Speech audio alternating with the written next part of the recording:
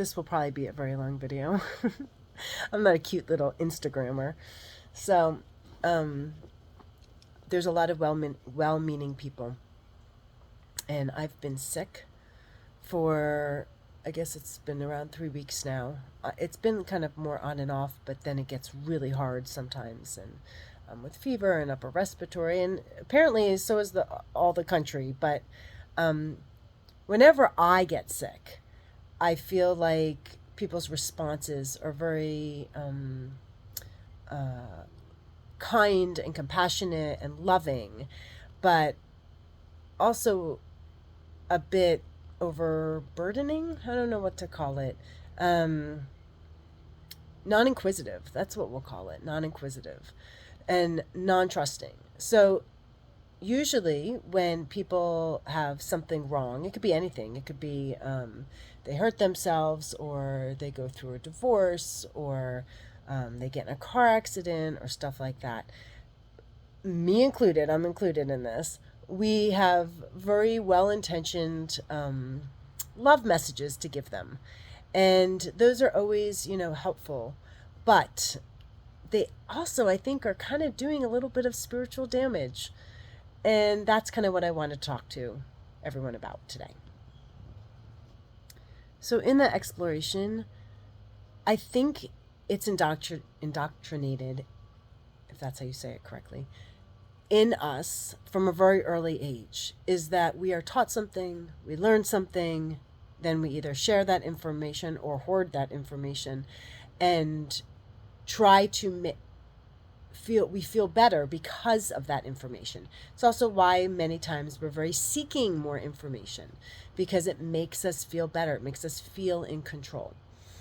And through my practice of being a psychic medium, one of the things I've noticed in my job is that I am not allowed to know anything. It does not come from me. It also doesn't come channeled. It's not from some other being. There's nothing, it's not from the identifying as moreness. It's not from the energy of before and after. It doesn't have a time. It doesn't have a timeline to it of, well, if I only knew then what I know now, kind of saying. When I do readings, I am purely present with my client, because I always say, I want to know too.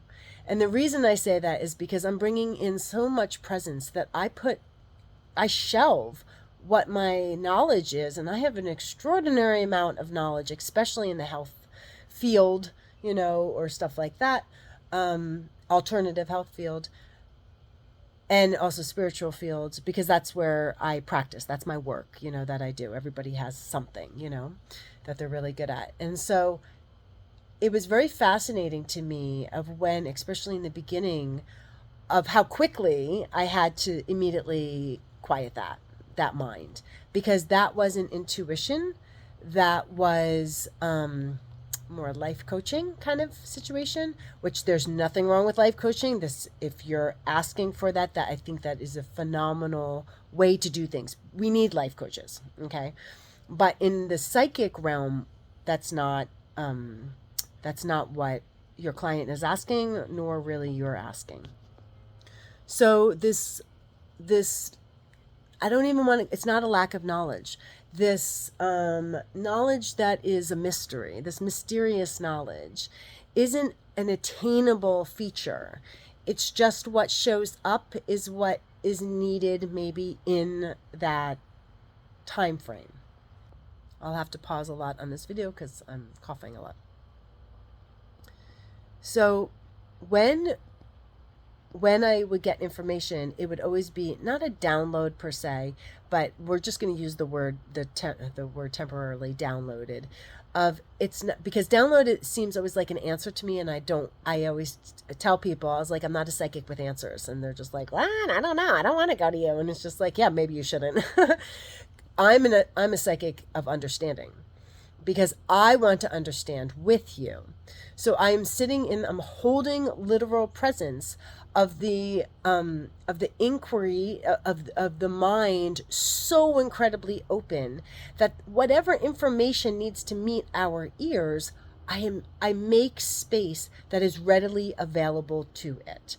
And it's always the perfect answer.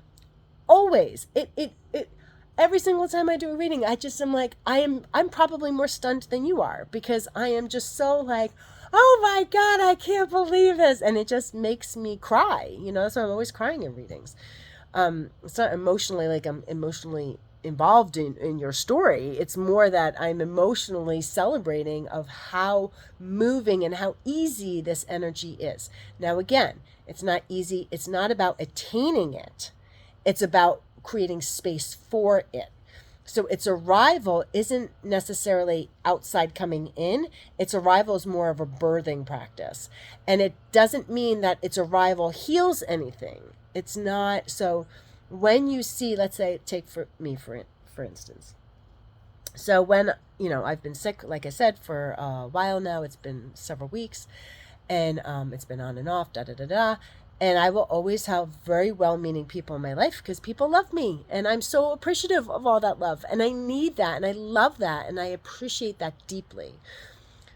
But I'm also always kind of searching of, is there anyone out there that can really hold space, that can just hear me and ask me?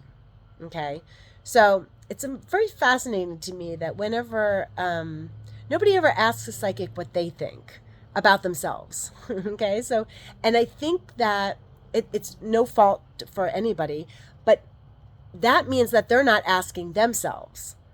So we're always projecting outside of ourselves for an answer. And that's how we fall. That's how we fall in line. We've been taught this. You are taught something through school. That's how you learn. This is our belief system. I don't know if that's true any longer. So one of the things that I would, if you want to like level up and be like even more amazing in your amazingness, is the next time somebody presents a problem, ask them what they think. Don't give one word of advice. It's not empathy. It's not like sitting there. I mean, empathy is great and so forth, but empathy is only like one step. Okay. That empathy also doesn't necessarily relate. Empathy is just like, is feeling sorry for in a way, and is also a little bit of an avoidance tactic, because it's like, oh, I don't want to feel that way. Oh, I feel so bad for you. That kind of a thing. So it's good. It's just that you want to keep going. Okay.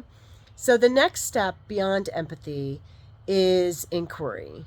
And inquiry is looking into, well, where is it also my problem? So if this person's suffering and this person brought attention to suffering, where am I suffering? Doesn't have to be, it's not supposed to be matched. This isn't a matchy-match game. So it's not like, oh, me too, I have the same problem, and then you totally undermine their problem. It's not that. It's the me too part is, wow, that suffering must be really hard in that part or whatever. I can see what you're saying, because in my life, even though it's totally not your situation, but in my life, I can relate it to, oh, this and this happened, and that was really, really hard. How are you doing it? Okay. So you're doing inquiry for yourself because you're relating to yourself. So that's the me too. Then third step to me is that if you do this for somebody, is to do real inquiry in asking them what they think. Let them be their doctor of their life. Okay, so whatever it is, doesn't matter what it is. So this is where you say, imagine you weren't to give any of your information that you know here, intuitively, whatever, nothing. Because when I sit with you in a session, I don't know. It's maddening. It's so vulnerable. That's my practice. That's why I also charge a lot. It is a complete practice for me that my time with you goes well beyond when I'm face to face, whether I'm on a screen or in person. It is so much my practice in life that I have to continually practice this method. So you get to do it for free, for you. The best person to work on is yourself. Okay? So you're going to do inquiry. Let's say it's for another person. Somebody brings, and it's going to be great because it's going to happen today. As soon as you're watching this, I guarantee you somebody's going to talk about something terrible that happened to them, and you're going to be able to do this. So let me know what it roughly is. Don't give personal information, but you're going to ask them, what do they think? So let's take something else besides sickness. Let me think. And you're going to do this very lovingly, because a lot of times people could keep it in their mind set, and you don't want to keep it in the mind territory. You want to keep it in the heart territory. So you don't forget, you went through the other two already. So you empathized, and then you met them by relating it to something in your life, either quietly, or if you told them. I probably wouldn't necessarily tell them, because it could be a matchy-match situation. You don't want that. But you want to be able to understand in the vibration of matching that frequency of their situation. So let's say somebody had a death. That's a pretty good one. What do you say? Oh my God, I'm so sorry. My condolences. I kind of have something that I was saying something about, I used to always say something about their connection, afterward, continued connection or stuff like that. And then I was like, oh my God, that sounds arrogant. I was like, I don't mean it through me. I was just like, anybody can connect. And so I would now say always, I hope something like to support you, in that way, blah, blah, blah. And so it's just kind of like, it has nothing to do with me. It has to do with them, so I'm not taking away their pain. And this is the other trigger for most people, is that people can't deal with pain. So if someone has pain, it's like, oh, I just want to fix it. Because if it was my pain, I would just want to fix it. And I can't deal with pain, even though if you might have labored, raw birth or whatever you want to call it, and it's just like, yeah, I'm good with pain, but you're not good with pain. We aren't, as humans, good with pain. We're uncomfortable, and we hate being uncomfortable, So we're doing things like nowadays, we know things about like cold therapy or sunlight and all these other things to get us in that discomfort, to learn how to be uncomfortable in the learn how to be comfortable in the uncomfortable. I love it so much, even though it's so hard. Yeah, because my whole life I was just there's so many uncomfortableness situations that happened my entire life. And so I almost was OCD'd in wanting to be comfortable. And I think it's honestly not just me. I think it's really a human experience. And then, you move to Alaska, the most uncomfortable place, even though you have all this amazingness and scenery and beauty of thinking that this is pleasure for you, which it is, but then you're so uncomfortable. You are in such discomfort in the most comfortable, beautiful place in the world. And so it's just like, whoa, that contrast is very extreme. And so you feel it. That's why I live in Alaska. That's why I love Alaska. Not right now, but, as much as I can. Meaning I don't live there right this second. I'm obviously in Florida. You can see the greenery. And it's February. So back to, I could go off on so many tangents. So back to the original thing. The third step is inquiry. And so you're doing inquiry not necessarily to get an answer or to even word prompt the person, or to even get an answer from them. You're doing inquiry because you're creating space for the answer to arrive. Okay, so you're doing my job. You're doing what we do as psychic mediums, or I hope psychic mediums do. So I'm going to do death, but I'm going to do another one because I feel like the death one is just so, you have to be so gentle, and you're not going to do inquiry for a long time, because the inquiry, it would just, the person's blasted, and it's just kind of like when you lose someone, you could only hold them in the space of love. There's nothing that they need to learn more or understand more or anything.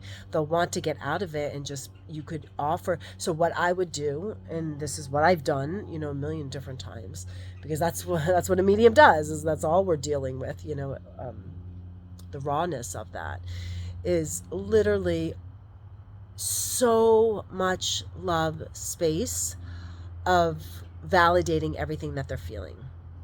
So you could ask questions of, so you acknowledge first of how they feel, not putting words in their mouth, but acknowledging of, I can't imagine how you feel. Okay? So that's validating that they feel something, but you literally can't imagine how they feel. Okay? Or, so, I should say and, not or. So you say something like that. And then you can say something about, I don't really have anybody close to me like that has crossed over. This is such, how can I support you? Like, if you could think of, like, even, let's just say right now, how can I support you? Like, forget, like, I understand emotionally you're going to say, I don't know, because you don't know, but like, how can I just support you? Do you need a meal? Like, maybe I could just do the dumb things that we can't even focus on right now, stuff like that. Okay. So that's going to be where you can, you're having a very hard situation. Somebody else is having a hard situation, and how you can really show up. Okay. This is to me, love, the ultimate love. I should do this on Valentine's Day. But the ultimate love. So now let's take, like, hey, I broke up with somebody. Okay. So I broke up with not a spouse, but let's say a boyfriend or a girlfriend or whatever. So I broke up with my partner. Okay. So somebody breaks up with their partner, and you're just like, oh God. And then you think in your mind, oh, good, because that person was rotten, and you think all the thoughts of, how much better it is. You're happy for your friend, probably, stuff like that, all the things you really want to say, but you don't, because they're broken, and they're in pieces, and that's not, fair, and that's not loving, so you save that, to talk about it in your journal. I don't know.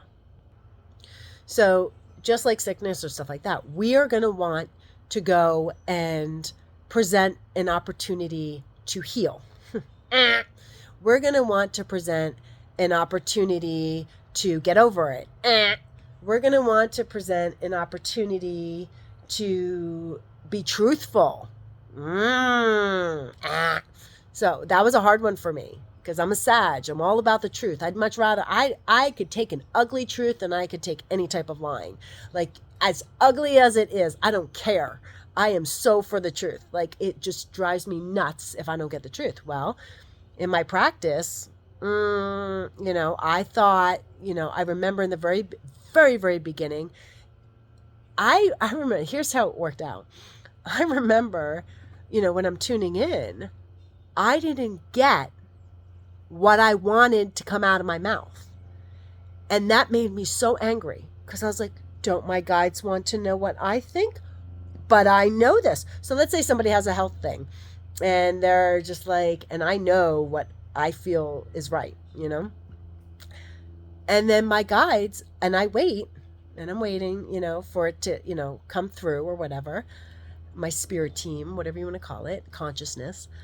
And I'm waiting, and it's not like literal. It's not like, but I'm asking in a literal way. So they have to show something metaphorically, picture, whatever.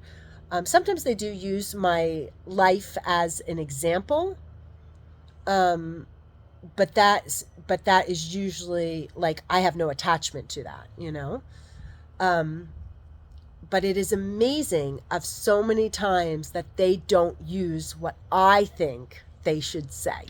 Okay. So this is the same thing with, like, say, someone's partner, they break up with them, and you're kind of like, oh, but I know, I'm so skilled in this social network of, like, men, let's say, or whatever, or just like, I've been through the hell of it. I know exactly. Oh God, da da da da da. And all you want to do is, like, word vomit, of sharing all your knowledge. You've been waiting for them to ask you, that's the thing. When you're waiting for them to ask you, oh, like it's great and it feels good, but it doesn't last.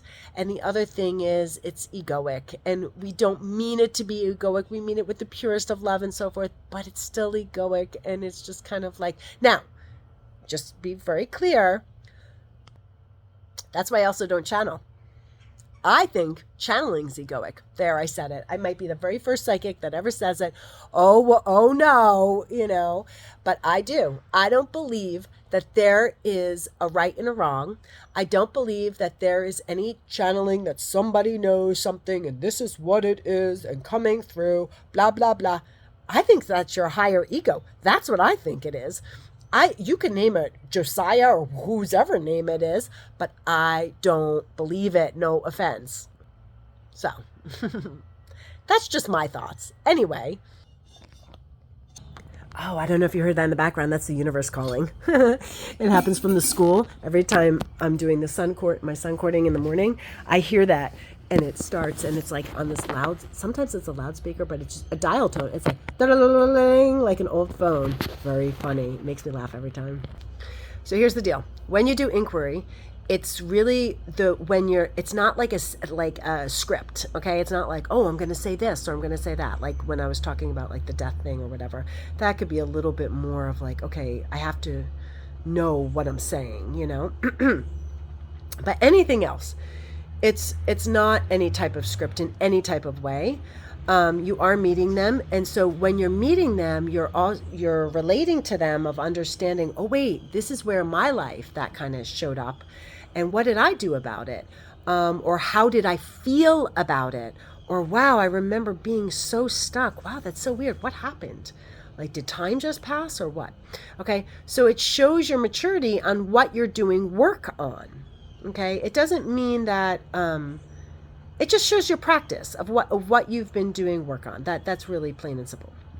So that's why it's so important to do your work. So anytime you want to be a facilitator in any way, shape, or form, do work on yourself. Do not do it on necessarily other people. It's great to do it on scenarios, so you have something to work with. But really, it boils down to you. So like all my clients, it's boiling down to me. Can I handle this? What's coming up? Why am I feeling this way? Why am I reacting? Why do I want to say something to them? But that's not guided. You know what I'm saying? So I only give guided information. I do not give any of my own any of my voice, VI, Vanessa intelligence, information unless I am guided to do so specifically. So this is where I'm a big Byron Katie fan. So if you know about thework.com, if you don't know about it, please research it. It is like phenomenal, but I've done it for so many years, decades, of where the reason I've done it is because I've done it till I got super mad at it and I didn't like it any longer. And then I was like, oh crap, it's totally working. And that's when I knew it's really working, because I was so pissed off at the work. And that's the good stuff. That's when I know enough to say, oh, I'm really being challenged here. Let's go farther. And it's also why I don't get offended as much with people. I would say, like, really, people offending me is like, if people do offend me, I mean, I still have bouts of like, hey, I need to soundboard this. I need to like get my ego in this and just like, just to get it out. You know what I'm saying? But I love them immensely, and I would never want, my feelings, because they're not real, But when I don't really get mad at people any longer. And it's been like a saving grace. I just don't get stressed out. People don't really stress me out that much any longer. Even let's say like this entire inauguration. I'm a non-party affiliate, so I'm not one or the other, but I'm definitely not for Trump. Okay, that's just like as obvious as it can get. But that doesn't mean that I'm berating the people that are. Now, what I am berating and what I'm furious about is the policies that are being taken place, the laws that are being put into action. Trump to me is a duty bomber. I don't know how else to describe him. I don't care. I am not going to hate him. Like I told somebody else, I would never hate anybody, including that wasp that's near me, because I wouldn't waste my energy. And it's not purposeful. I'm not saying this like, oh, I wouldn't waste my energy on hate. No, it's not even that. It's that it doesn't belong anywhere. It's a waste of energy. It's a waste of time. You know what I'm saying? So when you go, and I need to get back on track. When you go and somebody, let's say, has a problem, they literally, let's say they broke up with their partner, it's really hard. How can you really support them, in general, is that you go to the place of, it's like matching, understanding, and then going to the place of validating how they feel without putting words to how they feel. So you're validating that what they're experiencing is real, even if it's not real, or even if it doesn't appear real to you. So let's just say even politics, here's people who you might, the opposite of however you vote, you're just kind of like, what? They're morons. Doesn't matter what side you're on. They're morons on the other side. Can you create space of being like, wait a second, how does that make you feel? Just how does it make you feel? I don't know. Obviously. I'm so judgmental about, you know what I'm saying? So we're so judgmental about we thinking we know. This is why thinking we know something is so, it's like crack. You know what I'm saying? Like, it's just kind of like, it makes you feel good, but it's temporary. And then it usually blows up in your face. How can we bring the consciousness of space holding of, let's put it in here. Okay. This is a space. When I meet you in that space, I am not knowing anything. I'm just willing to sit here with you in the I don't know mindset. Okay. So the reason I was talking about Byron Katie, when you do the work, you learn that you don't know, that there is unlimited possibilities, that no matter how terrible something is, let's say our government system in the US right now, it looks horrid, especially if you're, let's say, a Democrat. Okay? Horrid. Look at the camera shake. So horrid. What if we put it in this space of I don't know? Okay? It doesn't mean you don't fight, doesn't mean you don't march, doesn't mean you don't protest, doesn't mean you don't stand up for yourself, doesn't mean you don't stand in your own power, doesn't mean that you let people walk on you, doesn't mean that you are a victim of circumstance, doesn't mean that that's just life, doesn't mean any of those. What it means is pause for a second, inquire, me too. There's so many times I do this of where, let's say in political or somebody who had something terrible, I will relate, especially if they're the opposite of me. So in political, if they're the opposite of me, I'm like, oh, I know exactly what you're talking about in my mind, of like, they're talking about, well, you don't deserve this because you took that away from me. And then I'm like, oh yeah, I actually know exactly what you're talking about because you're trying to take that away from me. So it's like all those. Oh, recycle truck, hold on. Actually, that's even another example. I could use so many examples. So the trash truck, okay? Most people are like, oh, they're so noisy. Oh, they're backing up. Why do they have to back up on a one-way road? Or it's not a one-way road, but it's a hard turnaround, Oh, they leave trash all over, or leave their buckets all over the place when they drop them because it's all mechanical, blah, blah, blah, blah, blah. So it could be all this complaining. Now you go through, like, I would have gone through that, they're waking me up or whatever, I've gone through so much hell, and now there's so much gratitude because of so much hell for myself in my own personal journey. And the way I got there is because even you could take that as something so negative, and it just shifts it.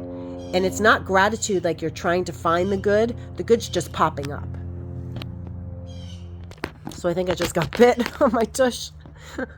I don't know if it was an ant or not. So again, the good's popping up. So what's the good of that? If you do the work, you understand that, oh, well, good. Okay, well, I might go into an allergic reaction. Okay, what's good about that? I don't want to go into an allergic reaction, which happened last time. And it's just like, oh, but then your system moved, and maybe it's flushing out all your nasal stuff and blah, blah, blah, blah, blah, blah, blah, and it's getting your lymph moving. See what I'm saying? So doing the work, when you do the work and you look that up, please go to thework.com and you just watch the videos. That's the best way to learn the work. Watch other people do the work, okay? And you could even YouTube it, of like finding, just type in your problem and then say the work, or something like that. And you'll see people doing it on that. So anyhow, go back to political, let's say, or your partner. You have all these, you hear somebody else have a problem. How do you support them? Well, you're learning how to support yourself through that.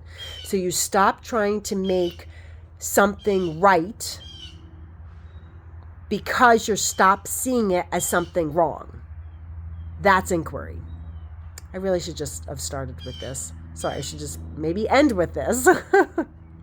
But I didn't know this. Again, I don't come on to know this. That's why I don't jot down notes, because I don't know what the hell I'm going to talk about. This just comes.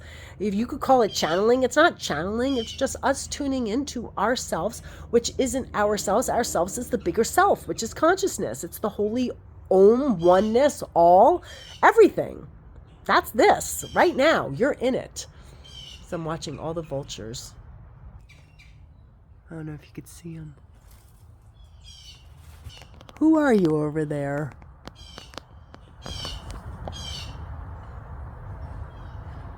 A little lizard. Okay, I totally got distracted when I'm saying I have no idea. I probably have to replay this to figure out what I just said. That's the other thing. It doesn't really matter. So many people are like, oh, okay, well, maybe I'll write that down, or maybe I'll figure it. You're going to get it again, and you're going to get opportunity and opportunity again and again. Don't wait for the script, okay, to remember anything. You're not going to remember anything. It's not about remembering anything. It's like actually living it. So to me, my life is a living testament of my spiritual journey. I'm not practicing anything, if anything, just maybe repeating everything so I get to do it again and again. I look forward to doing it again and again. Imagine that. And it's so funny. So many times, like my videos, I pause, and then it's like looking like if I'm thinking or something. I'm not thinking jack shit, to be honest. All I'm doing is letting my ADD totally take over and enjoy the butterfly that just flew by, and the vultures that are flying above, and the recycled truck sounds, and I'm just enjoying it. I'm not keeping it in my mind. That's the other thing. And I'm also pausing it so you don't have to watch that, because I know that you're not going to be sitting here being like, oh, Vanessa's off in La La Land. I'm just creating space. And I'm really good. I recognize, like, oh my gosh, this could maybe be something that I'm good at. I'm good at creating space. And it's like, I'm not actually even creating it. I'm just taking it up. I'm actually sitting in space. That's what I'm doing. So it looks like I'm like, like sometimes it actually happens in appointments. I'm like, uh-oh, sorry. But I do that because it's not like I'm literally downloading there. To me, what I visualize it almost as, without visualizing it, but for context, for people to understand, it's almost as if everything is paused, including time. And so it's almost as if their vibration is catching up, even though our vibration's way slower. I don't know, of where everything's just getting aligned. It's just like taking a breath. It's like the breath in between. Nobody pays attention to the breath in between. It's either inhale or exhale. It's not or it's the exhaling. How about the breath in between? That's where I go, the breath in between. So maybe my advice would be take more breaths in between. I don't know. Do whatever the heck you want.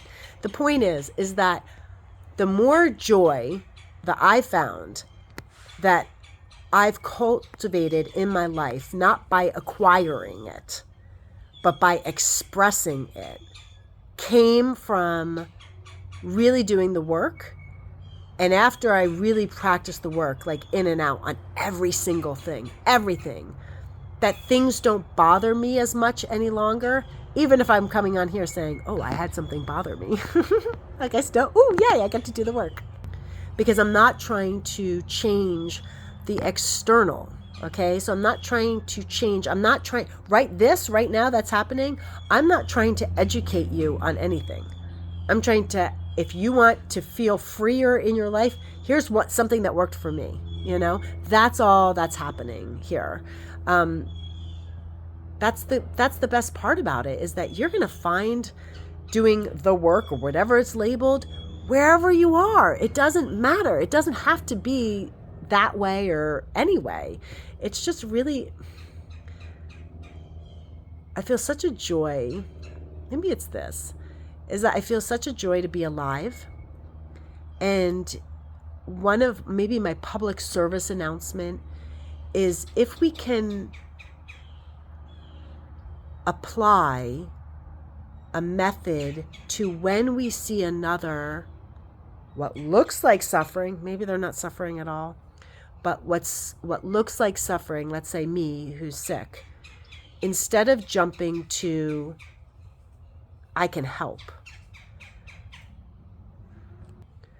we can really jump to, I understand, without knowing.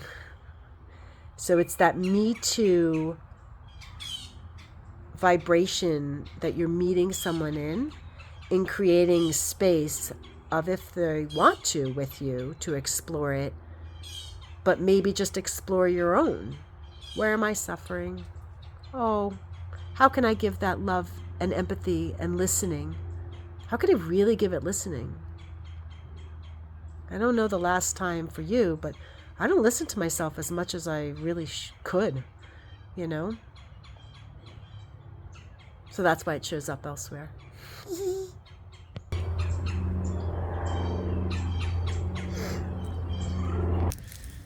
So, my friends, be well. Give wellness. That's how you give it. That's how you are able to really give love, in my interpretation. I love you. Bye.